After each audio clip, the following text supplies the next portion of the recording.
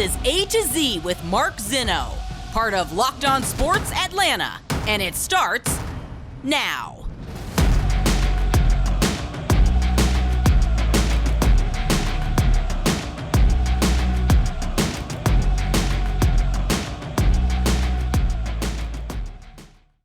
Good afternoon. Welcome to A to Z here on Locked On Sports Atlanta, where today I tell you, you may need a new plan. Welcome in.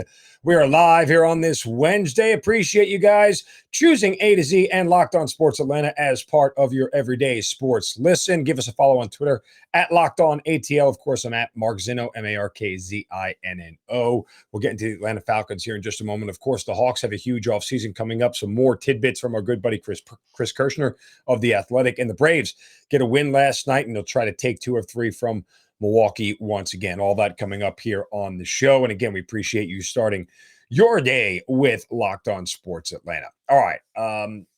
Jeff Schultz of The Athletic, writer here in town, columnist, one of the best in the business. Love his work, always have for years since I moved here to Atlanta.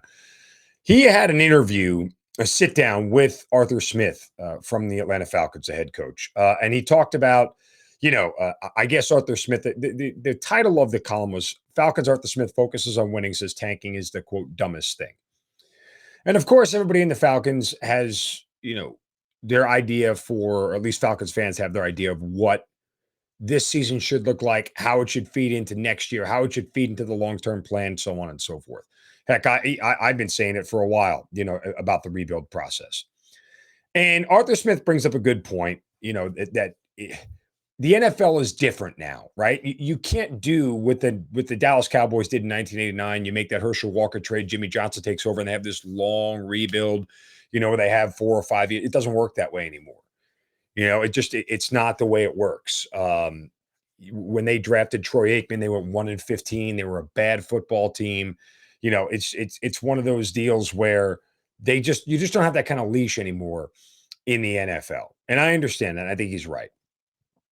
And he also addressed the idea of when they got rid of Matt Ryan, when they should have gotten rid of Matt Ryan and everything else. And look, I was somebody who said that the Falcons should have got rid of Matt Ryan. I don't want to say get rid of, because that means like he's bad. It's not. They should have moved off from Matt Ryan before last season started, Arthur Smith's second year. And that wasn't met with, any sort of, acceptance. People thought I was nuts. People thought I was crazy, and so on and so forth.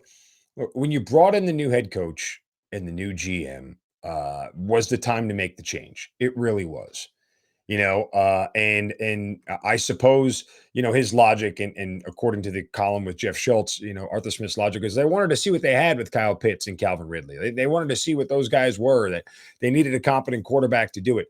When you brought in the new coach and the new GM is when you should have moved off of Matt Ryan. It made the most sense at that point in time. And, Arthur Smith goes on to say in the column that he doesn't believe that, people understand the cap and that people understand, the NFL and so on and so forth. And I don't buy that. Well, not everybody understands the intricacies of the cap. The general understanding of cap management isn't like high level math, it's there are some nuances and intricacies to it, but nonetheless, moving off of Matt Ryan before restructuring his contract for a second time, yes, would have been a major cap hit, but it's the exact same situation you're in now. It really is. Like you're not in any different spot other than the fact that you wouldn't have had a better idea of what Calvin Ridley and Kyle Pitts look like because the quarterback play would have been less. So I get that.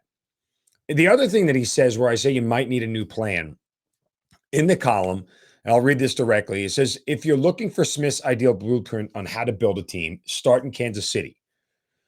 The Chiefs hired head coach Andy Reid in 2013, remained competitive through their rebuilding process, and didn't draft their quarterback, the future Patrick Mahomes, until 2017. Mahomes took over in the start of 2018. Chiefs won the Super Bowl 2019. Reid 7th season. Okay, let's look at that as a little bit of revisionist history. When the Chiefs hired Andy Reid and when they were, quote, rebuilding, they were winning the division every year with Alex Smith. They were going to the playoffs every year with Alex Smith. That is not a fair comparison at all. And that is not the model that you want to use at all, because you're not remotely in the same spot that they are. You're not at the top of your division. You're not going to playoff games at all. The Chiefs rolled the dice with a quarterback that was winning them divisions and taking them to the playoffs and decided to draft his replacement. I mean, they knew they were getting off the Alex Smith ride. See, the problem is, and this isn't Terry Fontenot and Arthur Smith's fault, the Falcons didn't draft Matt Ryan's replacement at any point in time ever until they got rid of him. And they haven't even drafted him yet because we don't know if Desmond Ridder is. But the point is that is not a good comparison. It's not a fair comparison because these teams are in completely different spots when it comes to the way they're going to go about rebuilding. The Falcons' rebuild is probably more along the lines of the Bengals right now, where you have a team that is just not a talented roster. And what the Bengals did was, fortunately for them, they had the number 1 overall pick and they drafted their quarterback in the future. But what they did was throw that quarterback to the Wolves and see what happens.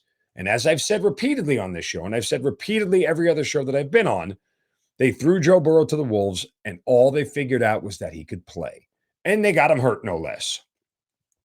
They got his ACL torn because nobody could block for him. But he went to his first year in the NFL with an A.J. Green who had missed the previous year with injury, a Tyler Boyd who was a 800-yard receiver at the time, and T. Higgins who was a rookie. That's what they went with.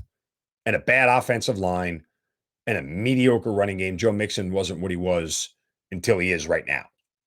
So that to me seems more like a more comparable, idea of how to rebuild as opposed to the Kansas City Chiefs. That's the exception. There aren't a lot of teams who go out. Heck, the Patriots even tried to do it. The Patriots even tried to draft Tom Brady's successor in Jimmy Garoppolo. And that whole thing blew up in their face because Tom and Robert Kraft were buddy-buddy. But Belichick knew what he was doing. He said, I don't know how much longer this play can continue. Now, Belichick was wrong because Brady's play has done nothing but sustain. But nonetheless, the idea is that I don't know how much longer these guys play, how much longer we can stay at this level with this guy. We better find his replacement. They took Garoppolo in the second round. That's not what the Falcons did. And that's not the situation that they're in. Again, the Falcons are in the same situation as the Seahawks. Get rid of my high-priced quarterback and just start fresh with a roster that's bare bones and doesn't have a ton of options right now. Seahawks are doing the same thing. Drew Lock's their freaking quarterback. I don't like the idea that he's comparing them to the Kansas City Chiefs. I think that's flawed. I think that it certainly isn't an apt comparison. Now, that doesn't mean the Falcons can't be good and they can't be competitive this year. I hope they are. But nonetheless, this is a completely different situation.